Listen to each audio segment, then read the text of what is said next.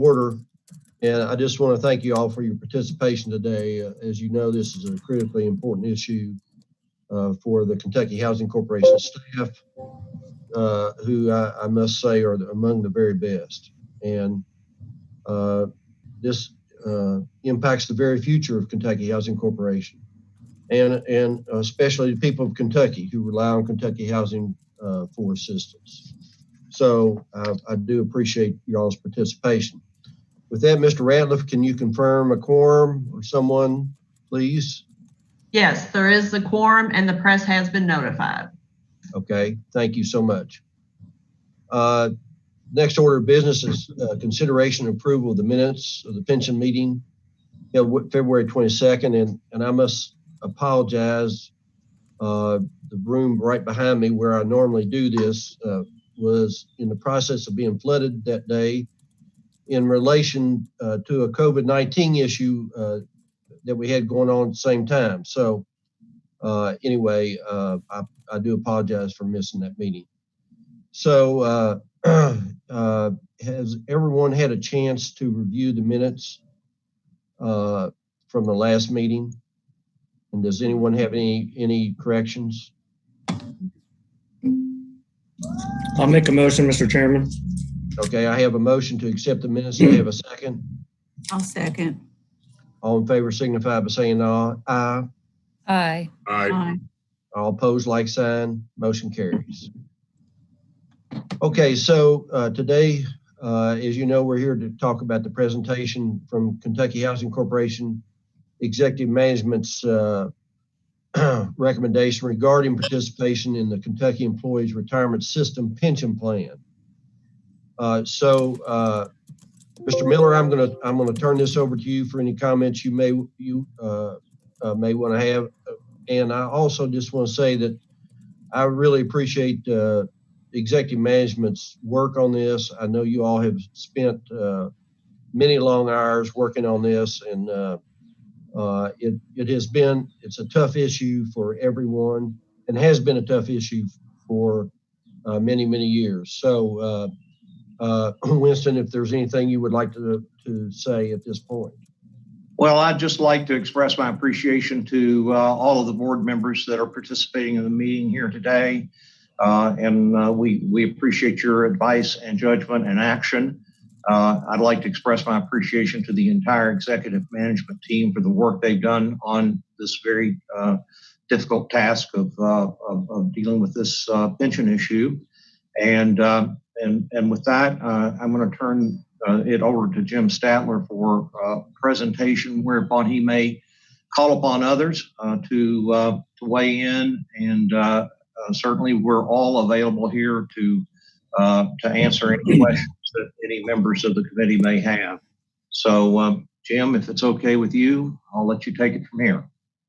Thank you, Winston. As you know, first I'd like to thank the board members also for taking time out of their busy schedules to help us make this decision. And likewise, thank my fellow deputies and Winston for all of their assistance in making what was an ugly document look nice and pretty for everybody on the PowerPoint, among other contributions that were very much valued, and input that was very much valued. So this is a real team effort, and I have the pleasure of presenting the lion's share of it, but I did want to give thanks to where thanks are due. And driving today's PowerPoint is Jeremy, so every once in a while you might hear a cue to that effect, but he's right on top of it here. So we're meeting to decide what we're going to do with the pension plan, and today's presentation is going to express a little bit of background that most of us are familiar with, but then also the rationale for the recommendation that's going to show up at the end. So in the first section here on concerns, and most of this, I think you all got the PowerPoint yesterday and may have gotten some preliminary info prior to that about what's in today's presentation. But I'm going to really pretty much read this. It's a little easier than ad-libbing from bullet points on a subject as complicated and concerning as this one is. And so let's just get started. Some of the concerns that we're going to be addressing is in 2019, for every dollar of employee salary, KRS, Kentucky Retirement System, required participating quasi-state agencies like KHC to contribute almost 50 cents to the retirement system. So for a $50,000 employee hired that year or working that year, KHC would pay another $25,000 plus or minus to support that employee's future retirement. The KRS contribution rate has steadily increased, and you can see that in the chart in the lower left, in response to a realization that is familiar to everybody, that the system was severely underfunded at great risk to ongoing performance. In 2000, KHC paid only $2,900 in annual retirement contribution for that same $50,000 salaried employee. However, we began to see the General Assembly approve notable increases in required annual contributions. In 2016, KHC began experiencing direct impacts of the increasing contribution rates. It was increasingly difficult to recruit and hire skilled, experienced, knowledgeable staff at compressed salaries. When hiring a $50,000 employee in 2019, that employee would cost the corporation almost $75,000 in annual salary and retirement benefits, even before other benefits were added to the annual price for a position. Additionally, salary increases for existing staff were not financially feasible due to the added increase in retirement benefits. In addition to impacts on recruiting and hiring and compression of existing staff salaries, the increasing cost of pension potentially impacts KHC's mission to provide safe, affordable, fair housing to its citizens of the Commonwealth. The increased financial burden of remaining in KRS was recognized by the Kentucky General Assembly, who in response temporarily locked the annual contribution rate then ultimately passed House Bill 1 in July of 2019, a bill to provide a means for certain quasi-government agencies like KHC to exit the retirement plans. In August of 2019, KHC began exploring its options to exit KRS, an expensive defined benefit plan for employees' retirements in favor of a more financially feasible, employee-controlled defined contribution plan. In December of 2019, KHC paid KRS for a preliminary estimate of costs for each option, providing us figures that would allow for a financial analysis of the options for comparative purposes. The cost estimates were received in January of 2020, and KHC began consulting with an actuary to present a recommendation to KHC's board of directors to meet the April 30th, 2020 deadline to exit KRS. And let me just add one thing. Anybody that has any questions as we go through this, please ask. Don't wait till the end. If it's on the forefront, we can get them asked and answered as we work through this. So, we have a lot to cover, but there's plenty of time for Q&A, and I encourage it. KHC management was reviewing options in February and March of 2020 in preparation of determining which option to recommend to the board. Concurrently with that review, House Bill 171 was introduced in the General Assembly, which had the potential to impact KHC's decision. At that time, management added this possible option to its analysis. Before a decision on HB 171 could be made, the pandemic became the priority of the General Assembly, which pushed the initial exit decision date of April 30th, 2020, a year out to April 30th of 2021. During this additional year, KHC remained in KRS and paid into KRS at the rate of 49.47% of eligible payroll. Ultimately, HB 171 did not become law. Jim, just let me add though. Yes, sir. That there was a subsequent law that allowed you to extend the time frame, correct? Yes, that's correct. They basically wrote over HB1 with new dates and said that any date in HB1 would be extended by 12 months, with some small exceptions that did not impact us. It impacted the universities and colleges a little bit, but it basically pushed everything off a full 12 months. That's right, sir. Okay, thank you. A little bit of employee transparency. We acknowledged that this was going to be impactful to our employees and launched into a transparency mode, if you will, very early on after passage of HB1 back in July of 2019. In anticipation of a possible exit from KRS, in early fall of 2019, KHC began an educational campaign for its employees called Know Your Tier, Know Your Benefits. This campaign included dedicated resources and information on KHC's internal website, weekly pension communication messages from management, as well as a $250 stipend for all employees to consult with a financial planner regarding their retirement options. And just to elaborate just a little bit on why is it so important to know your tier and know your options, the the benefits within the KERS pension plan that we have historically participated in have 4 demonstrably different benefit packages. And so how a withdrawal from the retirement system would impact any particular employee would depend on which tier, and which is a function more of when they were hired than anything else, which tier in the plan or which specific plan within the master plan that particular employee was participating. So it's very important to know your tier, know your benefits, so you know what you had in the game, so to speak. A little bit now and the lion's share of the rest of the conversation here is the discussion and rationale on our decision. And again, it's a little bit of chronology, and goes into a little bit more in the weeds, but necessarily so. In July of 2019, when the General Assembly passed House Bill 1, allowing certain quasi-governmental agencies to exit the Kentucky retirement system, each quasi was presented with 5 options: 4 options to exit KRS and 1 option to remain a participant in KRS. For years leading up to the passage of HB 1, quasis, for various budgetary reasons, had been permitted to contribute to the retirement system at a pay-in annual contribution rate substantially lower than the bulk of the retirement plan members. And the bulk of the retirement plan members, remaining retirement plan members, were almost all direct agencies of the state and the state employment force itself. And so the quasis were kind of not outsiders, but connected and participants in the plan, and represented about 25% of the participation in the plan. The other 75% was pretty much departments of the Commonwealth.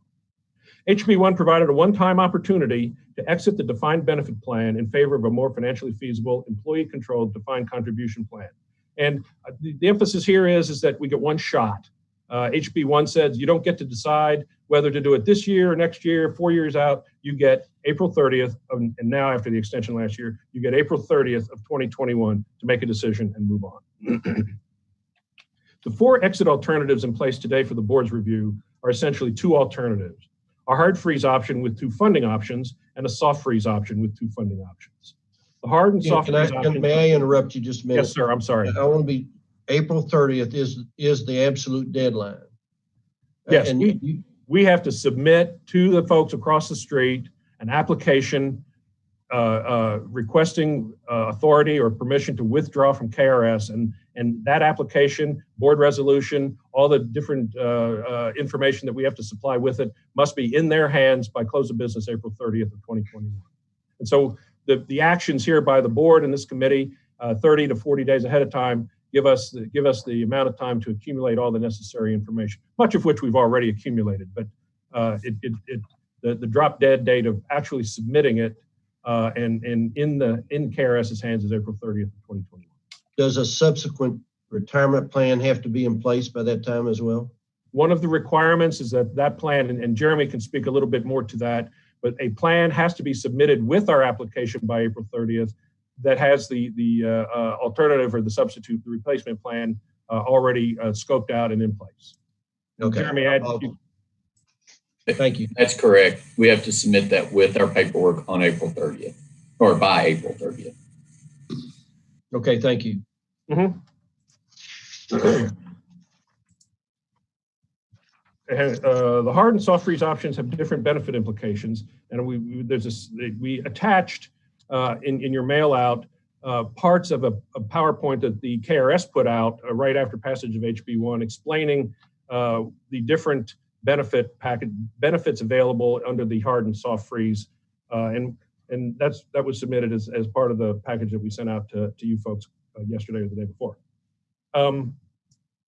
And so the different options have different benefit implications, calculation bases, financial information, and financing mechanisms as well.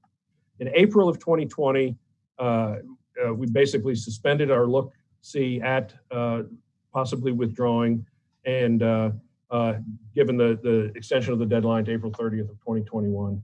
And we restarted looking at this August or September of 2020.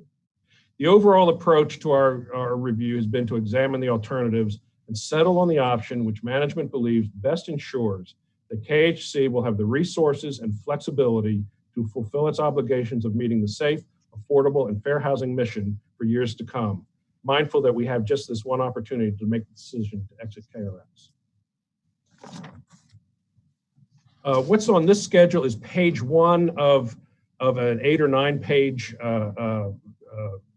email that we got from the KRS that outlined the various costs based on KRS's actuaries of either exiting using hard and soft freezes or the cost of staying in the plan.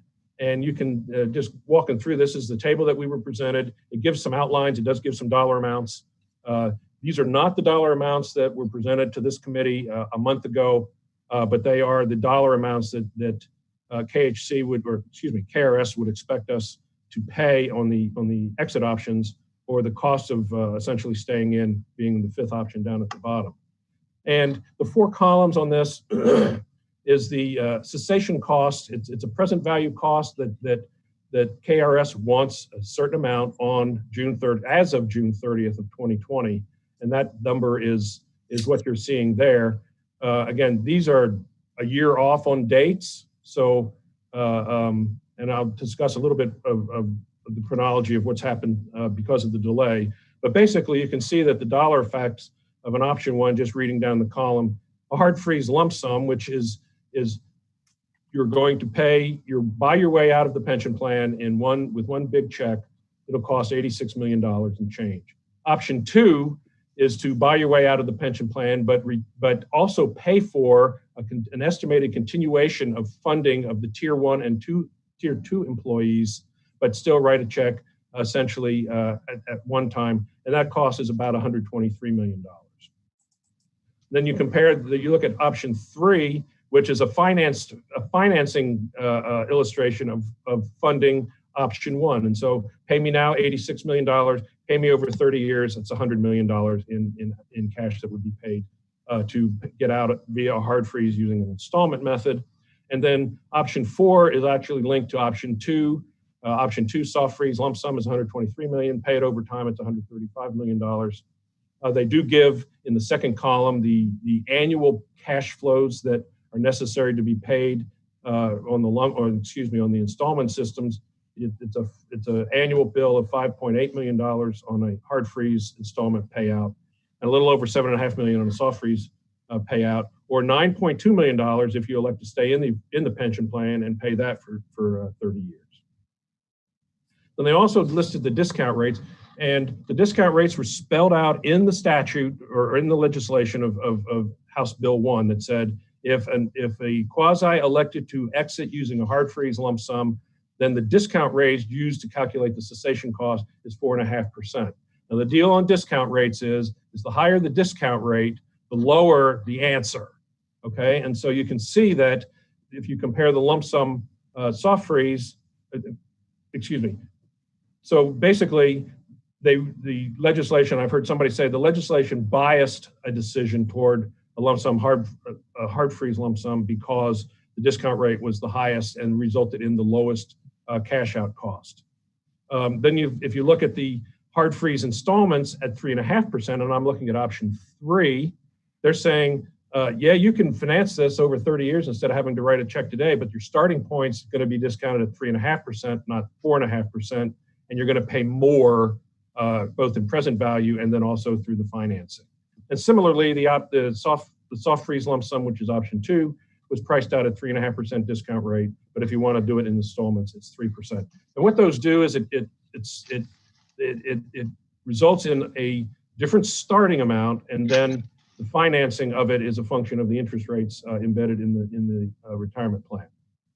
And so there was no discount used to calculate the cessation rate, obviously, on the election to, or no election to cease, or the election to not cease. So that was the starting point.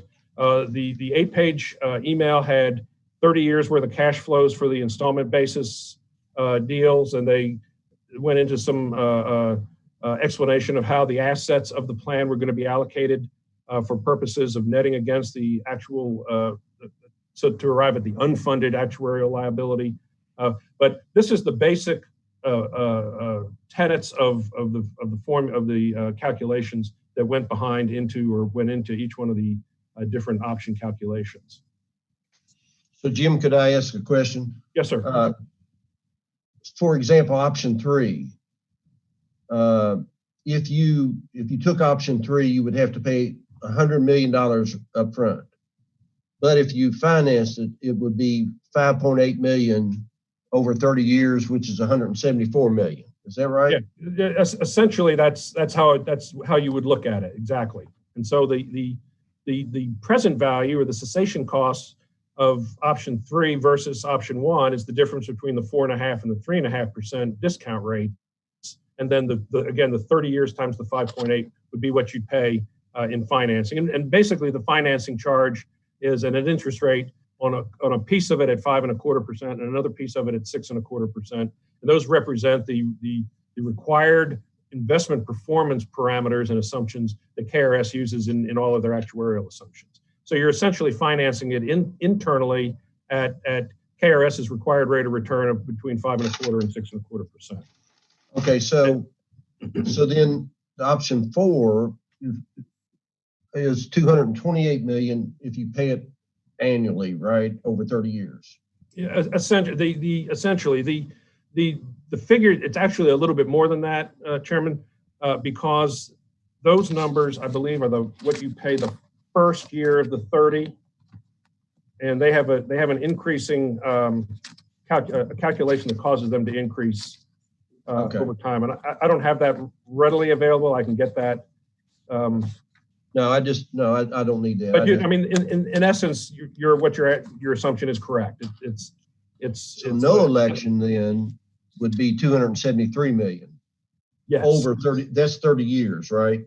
Yes. That would have 9.1. That would be the amount of cash that you'd be paying in over the 30 years. That's correct. Okay. All right. I just wanted to clear that up. Thank you. Yes, sir.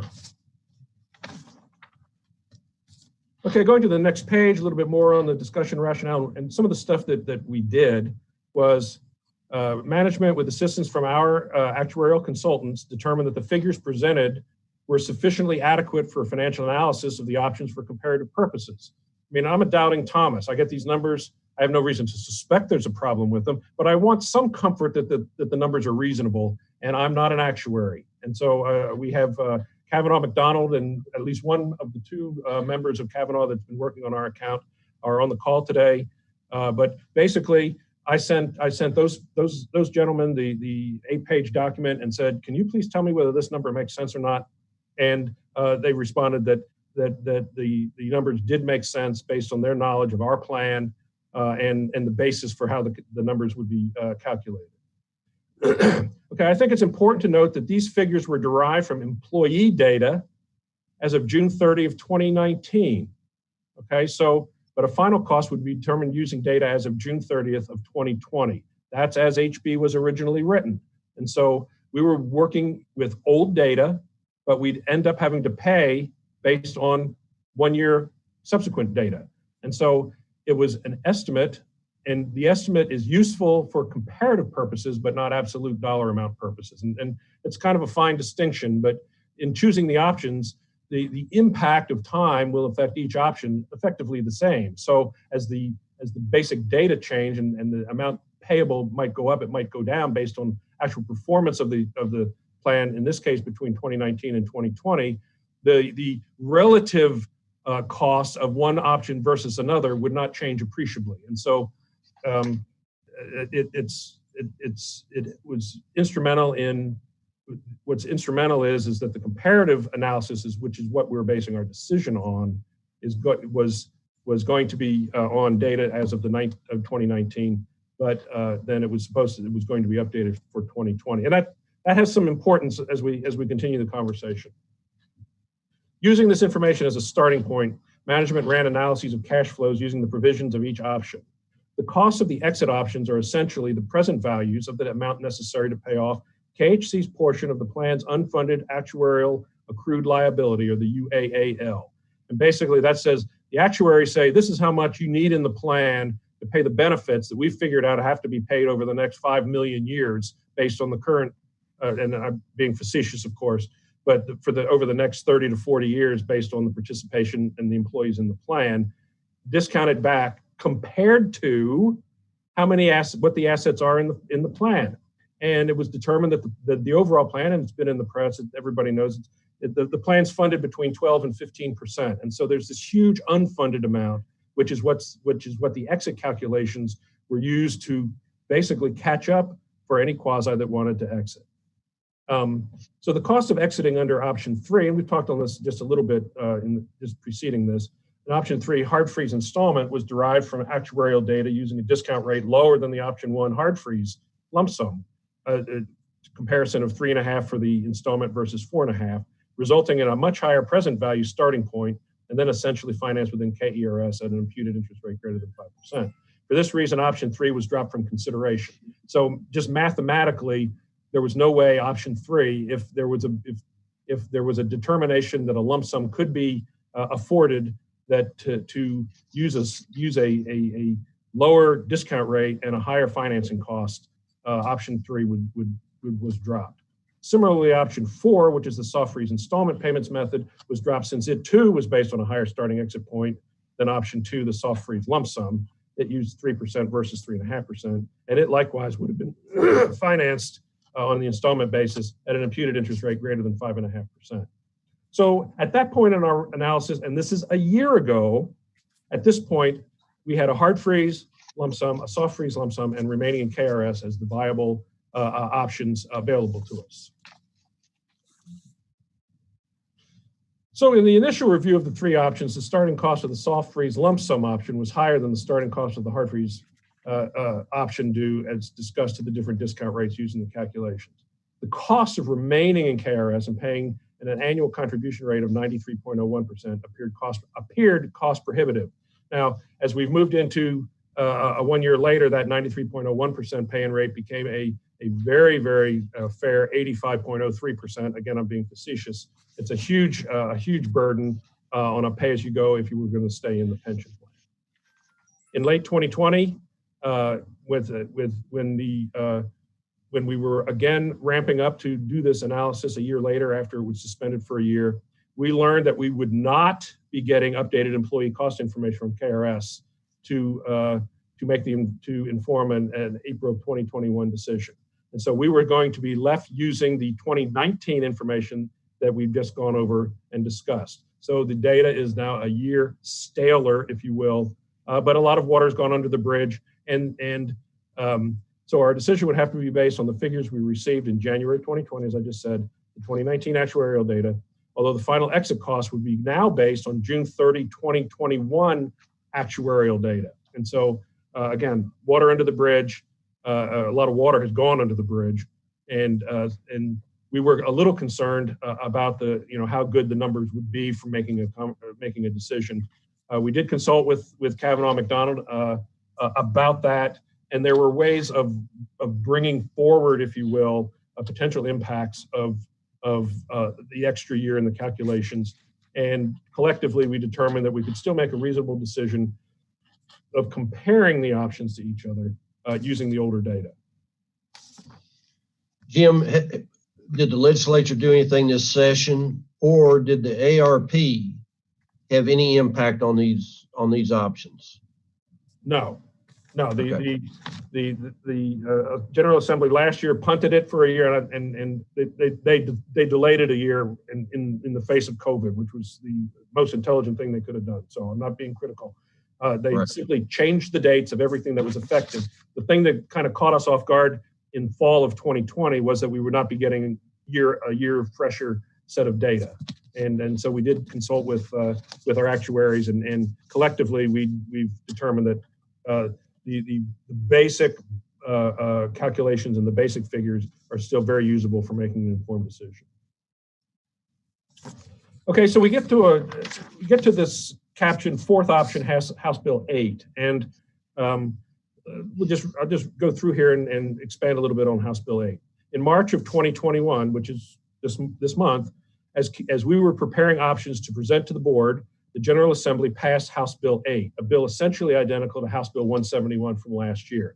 Now, House Bill 8 was in the background of since I think it was the preliminary bill was filed in December of 2020.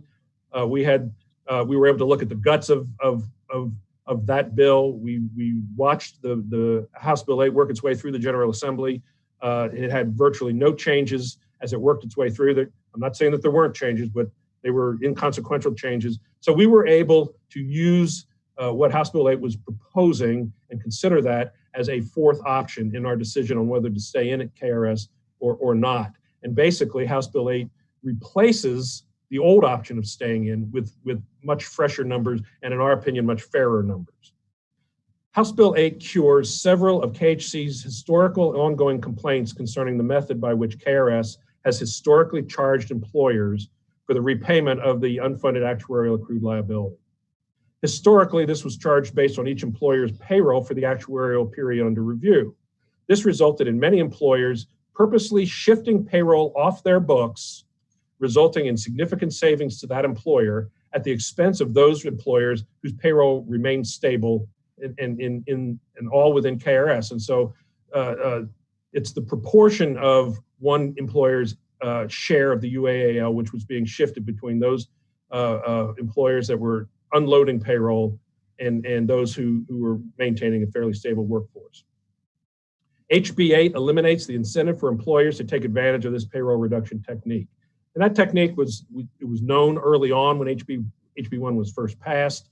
It was known to management here as a consequence, even prior to HB 1, that there could be gaming of that proportion of one entity's amount of the unfunded liability vis-a-vis another member's, and how that could be gamed just a little bit to get a reduction. House Bill 8 eliminates that by freezing each participant's relative share of the unfunded actuarial accrued liability. And so nobody could dramatically reduce their payroll between this year and next year or after 2019 and shift burden of funding the UAAL from one entity to the other. So it's a great equalizer amongst the participants in the plan. In addition, the calculation of each employer's now fairly fixed unfunded liability under HB 8 is at the KRS discount rate. And so the present value of the benefits that are being calculated under this scenario are at the 5.25%, not even the more the lower discount rate that was used even on the hard freeze lump sum. So it's not done at a reduced rate as the HB 1 calculations basically required. On the negative side of HB 8, KHC would remain in the KRS plan, exposing the corporation to possible future increases in the ongoing UAAL. So what House Bill 8 does was freeze every employer's percent of the UAAL, but it does not freeze the amount of the UAAL that particular ratio or proportion is going to be applied to. And so if the UAAL goes up because certain assumptions didn't pan out, investment returns didn't pan out, changes in benefits in the overall plans, and that UAAL ended up going up, it would also go up for us if we remained in the plan. Now, it would go up at the proportion that we established in 2019, but it could go up, and we would be exposed to that. You say, well, you could also be exposed to decreases in the UAAL, and that's absolutely correct. If for some reason there was a phenomenal investment performance or a change in the benefits, the statutory structure of the benefits within the plan, yes, you could see the UAAL go down, and we would coast down with that. I think it's interesting that HB 8 does expose its employers to possible increases in the UAAL, whereas HB 1 options expressly forbid replacement plans from having the possibility of an unfunded liability. And so it's not one that's, if it's good for the goose, it's good for the gander. In a replacement plan, we are forced essentially to go to a defined contribution plan, which is a function of what's put in and what it earns, not in a defined benefit plan, which is what KRS is, in which case the plan is required to pay out regardless of how good or bad the overall performance and both on investment yields or actuarially the assumptions pan out or not. And so we would basically still retain the risk of the performance characteristics of a defined benefit plan if we stay in versus we do not have those risks in a defined contribution plan. The upshot of these possible changes in the UAAL, based on management's discussions with our actuaries, is that I didn't discuss this with our actuaries. I discussed this with KRS's actuaries because I wanted to really understand what that dollar amount actually represented to us. And it was not actually a fixed amortizable debt, which could be reduced with extra principal payments against the balance, because it was a variable debt based on the performance of the plan and the changes in the unfunded actuarial liability. So KHC would therefore be subject to the imputed interest rate of the KRS plan of approximately 5.5% for 30 years, with no means of refinancing, if you will, at a lower rate outside the plan, an ability KHC does have under the HB1 exit scenario. And so HB8 had a lot of positive pieces in it, has a lot of positive pieces in it, but when you clear the dust, we are financing at a fairly high pay-in rate. That's going to be obvious in one of the tables that we're coming up to, a very large cash cost as we are financing elimination of what is actually a reduced portion because our proportion actually went down, but we'd still be paying in at a significant rate. The estimate is that in an 85% rate environment overall for KRS, the pay-in rate for us under House Bill 8 would be about 61%, still 12 percentage points higher than the 49 we're already paying, and well above what would be considered a normal cost of funding ongoing pension liability. And we'll cover a little bit of that visually in just a second. So anyway, the point here is that the three options that we went into this analysis for this particular presentation, one of the options was replaced by another one. And until HB8 passed, and it passed, I think, a couple of weeks ago, and my understanding is it's on the governor's desk for signature, we had actually four options: stay in the old way at KRS, stay in under HB8, which is the new way KRS, then a hard freeze and a soft freeze. So we were looking at four options until the bill actually passed. Okay, a little bit of the financial analyses that we performed. The financial analyses of the various options were designed by projecting 30 years of costs under each of the options available. And you say, why do you have to go out 30 years? Well, there's different financing terms depending on whether you use a lump sum financed over a short term or embedded financing within KRS, different interest rates, different discount rates of the impact of those interest rates. And so what we wanted to do was look at a 30-year scenario and say, and you pointed out, Mr. Chairman, that you're going to pay that annual cost 30 times if you use the installment basis. And essentially that's yes. The wonder of discounting is that the cost of that 30th year of $8 million might only be in today's dollars the equivalent of $3 million or $3.5 million. And so what we did was we scheduled out 30 years worth of payments under each of these scenarios, and both included the normal service cost of the ongoing pension benefit earned each year, and then essentially the defeasance of this lump sum unfunded actuarial accrued liability, whether it's defeased in a short term under the lump sum options, or whether it's defeased over this 30-year period by essentially financing it within KRS.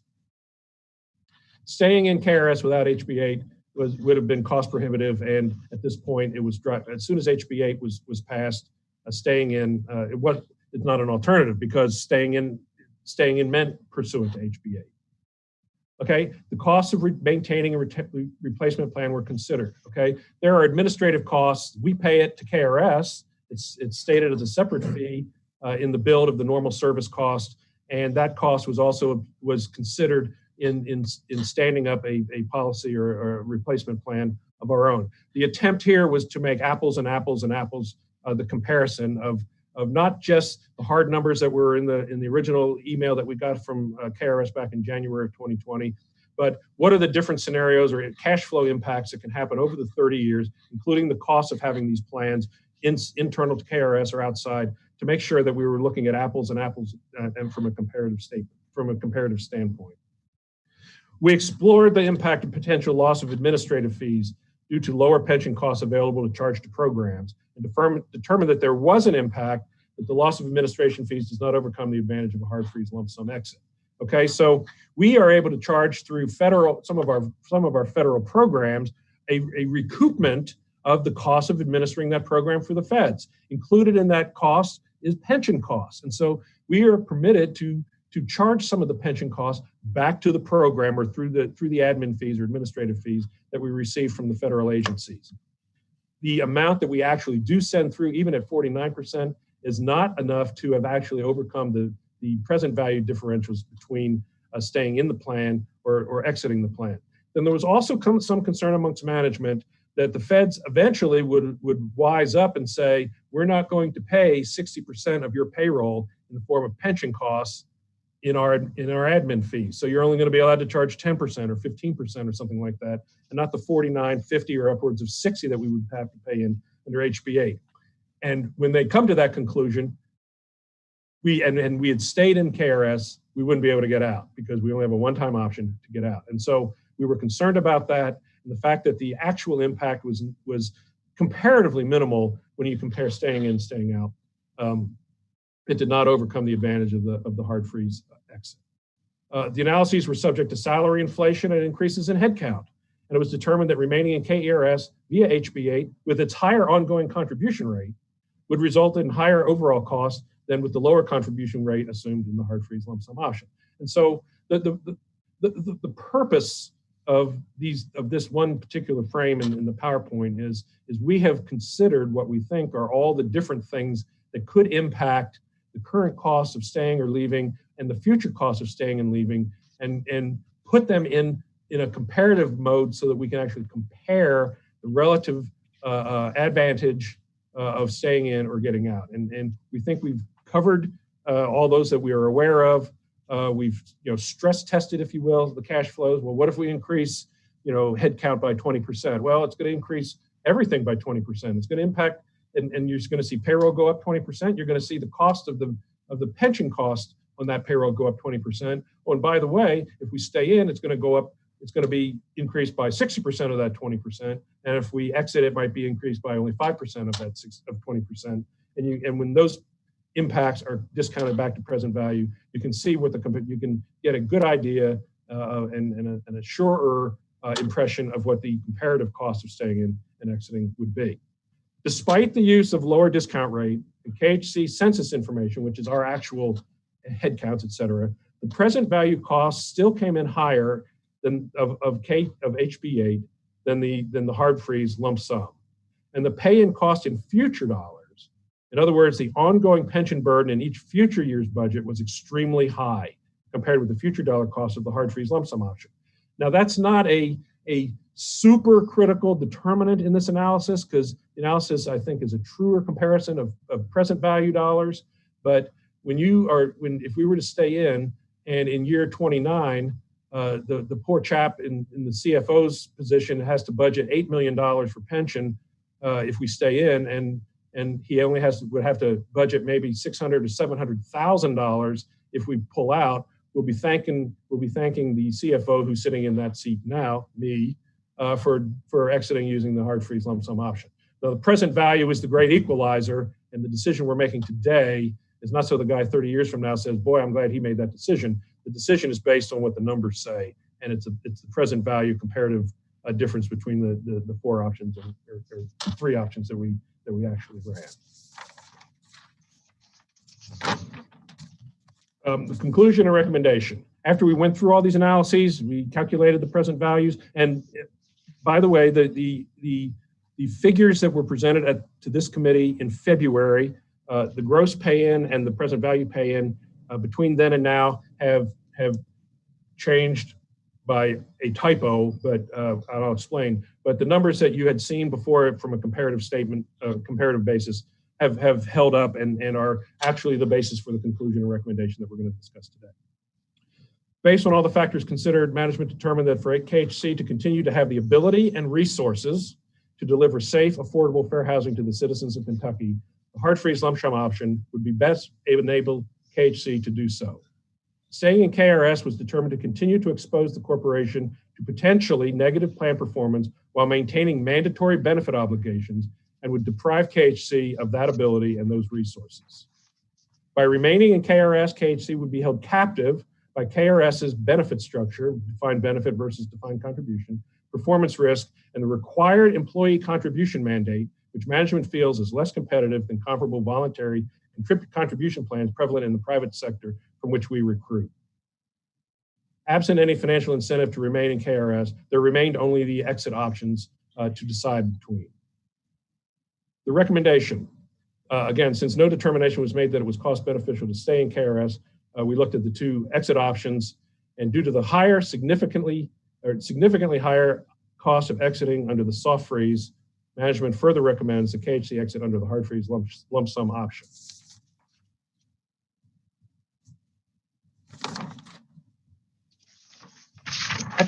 And following, and I think it was attached to the mail out, it was a one-page table. Attaches a chart comparing the representative cash flows of the four options considered, and included in that comparison is a pre-HB8.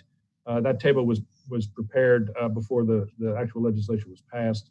The primary objective is to be able to better control KHC's cost and ability to deliver our mission. Was considered feasible only utilizing the exit strategy, basically a hard freeze or soft freeze, and that's a reiteration of the prior slide.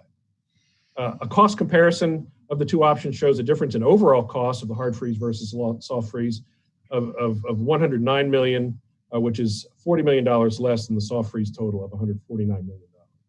A smaller difference in the estimated present value still showed a significant savings of the hard freeze lump sum option. And the reason that the present value difference narrowed the lump sum difference is because of the discounting and the back end loading of the actual pay-in of the two different options, and it's the result of also the starting UAL being so much higher in the soft freeze than the hard freeze.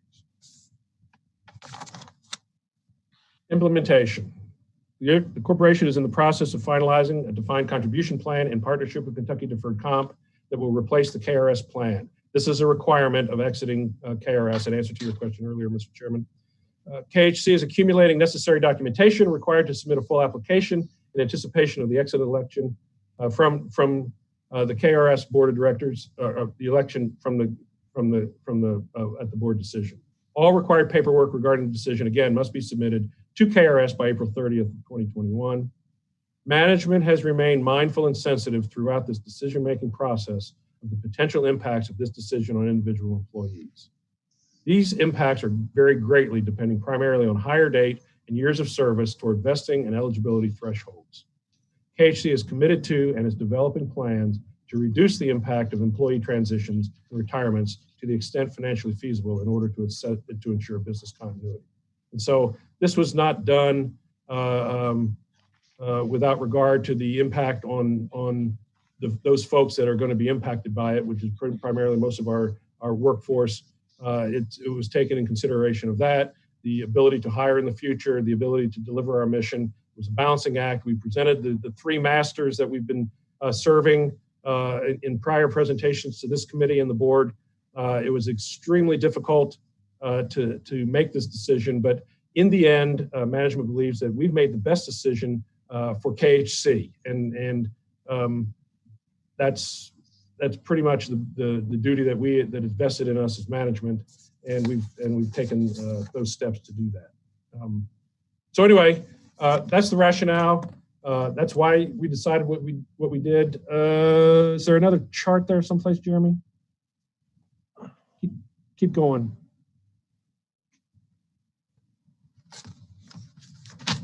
I believe there's another chart. Okay, in your handouts, immediately following the PowerPoint was the chart that I've made reference to a couple times. It's one of my ugly black and white charts as opposed to the pretty PowerPoints that my colleagues have so dutifully put together. Do we have it? Let me look and see if I can find it in something else. I'm going to have to stop sharing my screen. Sorry about that, folks. I thought it was in there, but.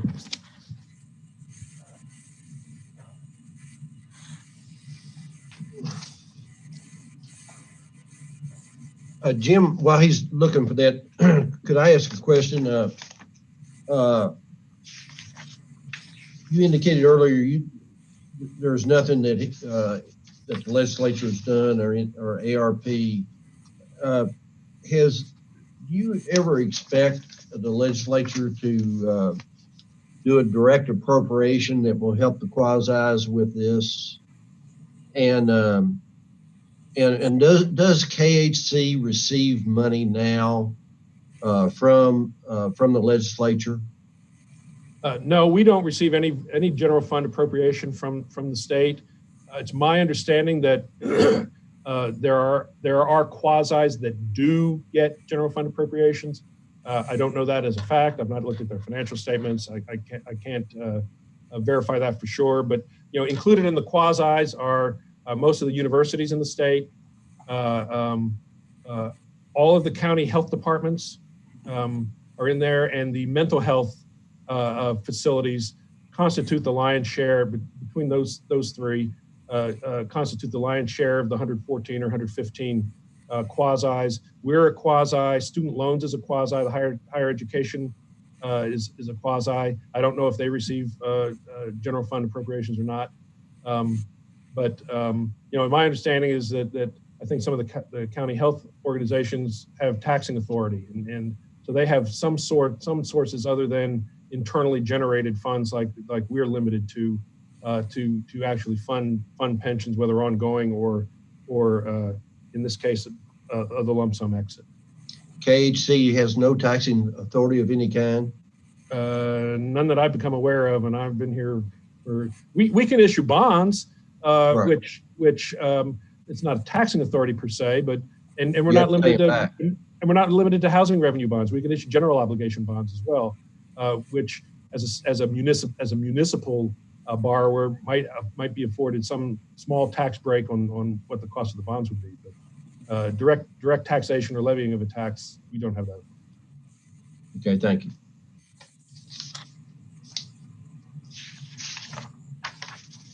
You got something there, Jeremy, or not? Hang on. Sorry.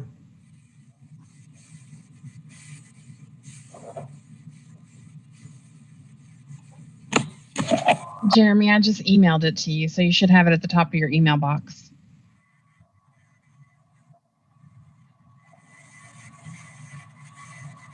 Quicker than I am, Amy. Thank you.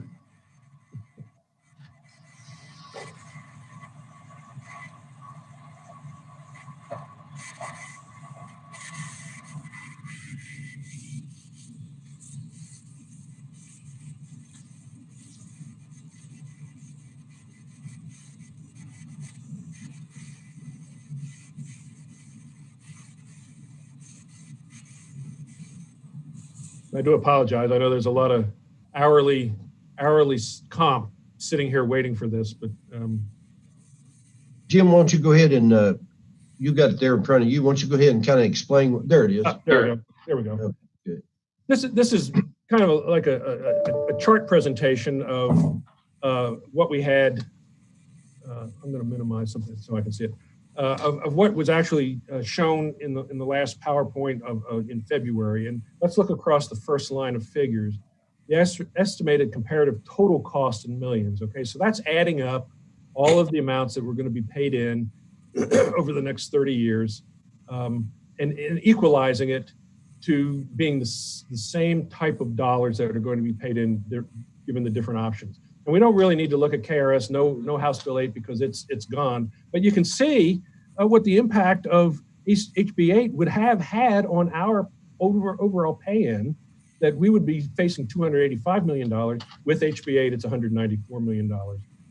Soft freeze of $149 million and a hard freeze of $109 million.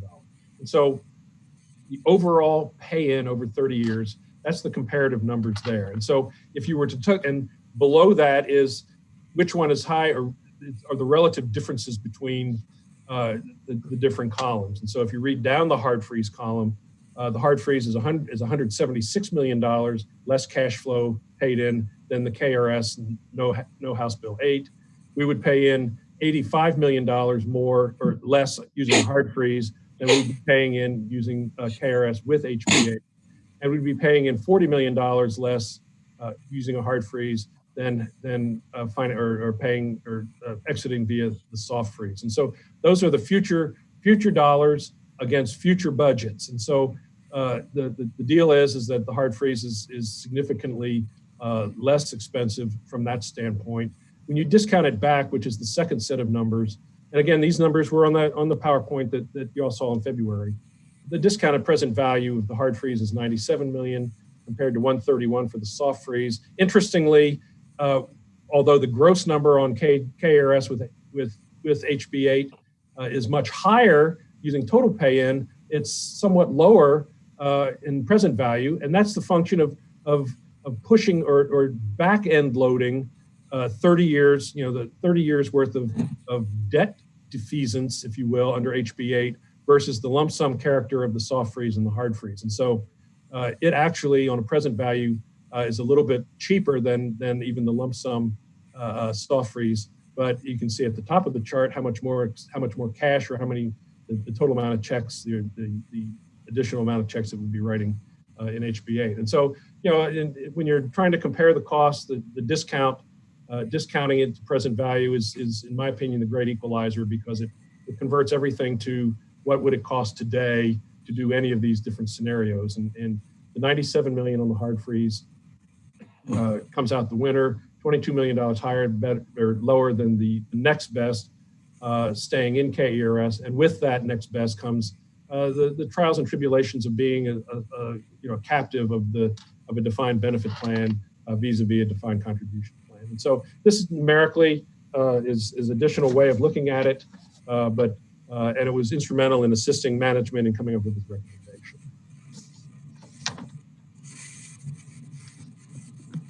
That concludes. I'm out of paper, which means that must conclude my remarks. Let me, Mr. Miller, do you have anything you want to add at this point? Not really, Chairman. If there are any questions at all, the staff and myself stand ready to answer them. But I think Jim's report has addressed the issues which we wanted to present to you. Okay, so let me throw this open for questions of Jim or any of the staff that's available.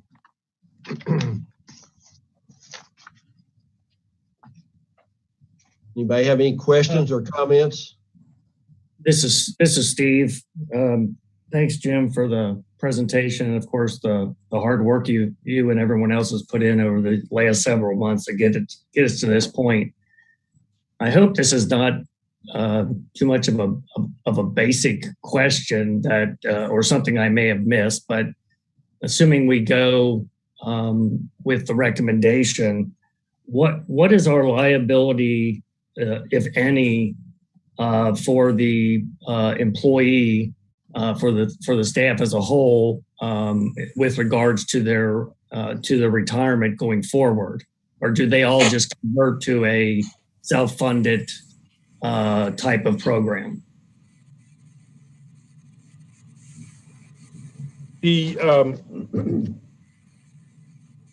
part of your handout, that was the excerpt from KRS on a presentation of the hard freeze, and I'll read some of it to you. It was we don't have it to queue up here, but non-hazardous employees, which is what we are, will cease participation in KRS on June 30th, 2020.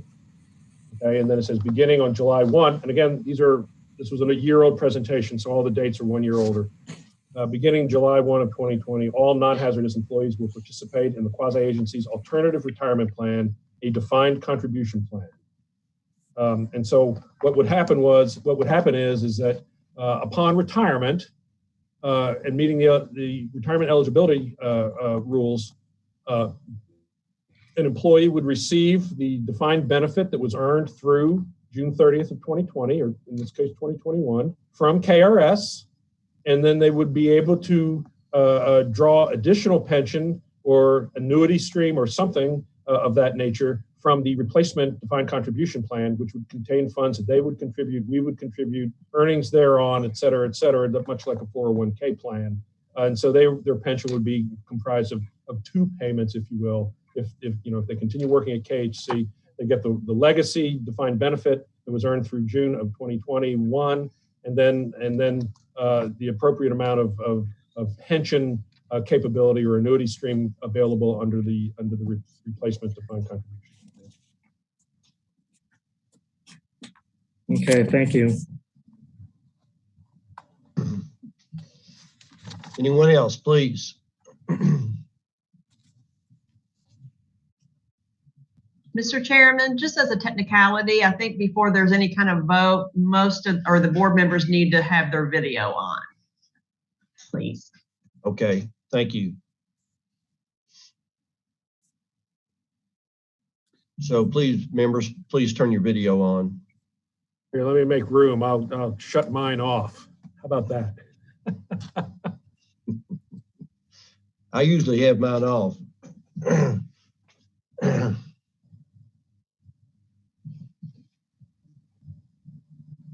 So Tracy, are you good at this point?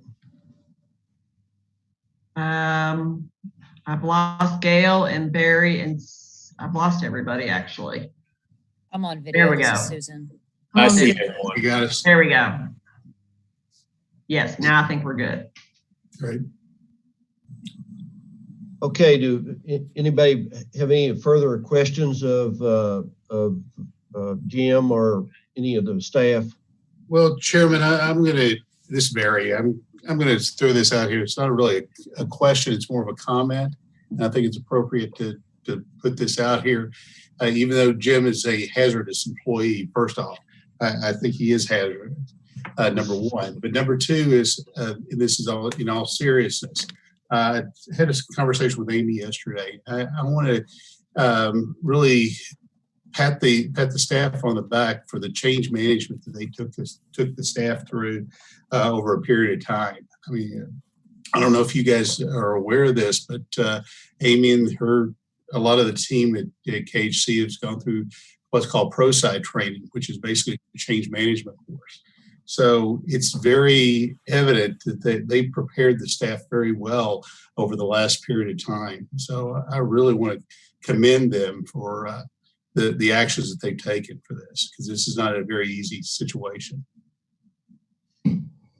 That's very well spoken. Thank you, Barry. I appreciate you bringing that up. And just let me add to that. You know, this is a difficult situation. And it's been a difficult situation for a number of years. And I appreciate certainly what the staff has done. And, you know, I think it's important that each and every employee know that this committee and the board values each and every one of them. And Mr. Miller, I hope you would communicate that to them over the next few days. Regardless of what the situation is here. Absolutely. Thank you. I've always been an advocate of KHC, but I have become so impressed with what you all do and how you all do it. And I just can't say enough, brag on you all enough and your folks. So, okay, any additional questions or comments that members of this committee would like to make? Well, if none, I would entertain a motion that for the consideration of the recommendation of this resolution. Mr. Chairman, I will make that motion to accept the staff's recommendation. All right. Steve, second. That's from Barry, is that correct? The motion Yes. from Barry.